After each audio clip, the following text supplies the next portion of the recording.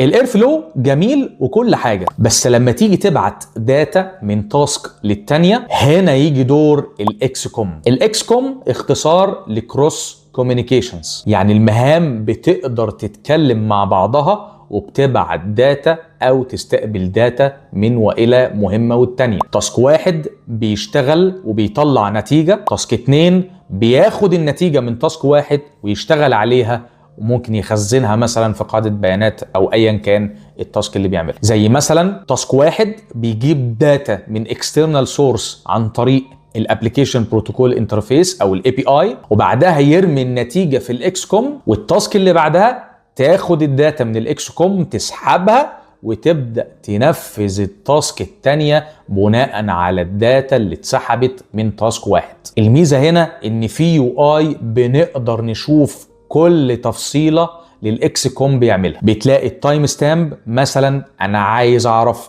الداتا اللي حصل انسيرشن في الاكس كوم مثلا او جت في الاكس كوم في الساعه الفلانيه والدقيقه الفلانيه والثانيه الفلانيه، فيها الفاليوز كمان والكيز، بحيث انه يديك تفاصيل اكتر عن المعلومات او الداتا اللي بتتحط جوه الاكس كوم. بتقدر كمان بتكتبها او بتنفذها بكود بايثون بسيط، وبتقدر تعمل دوت داخل كل اوبريتور. يعني باختصار الاكس كوم هو اللي بيربط كل تاسك بالتانية وبيخلي الداج ذكي ومرن وفعال، ولو استخدمته صح مش هتحتاج تخزن داتا ابدا في فايل تمبرري او في فايل مؤقت. لا، الداتا هتتحط في الاكس كوم والتاسكات تبدا تنفذ المهام بتاعتها بناء على الداتا اللي تتبعت من والى الاكس كوم.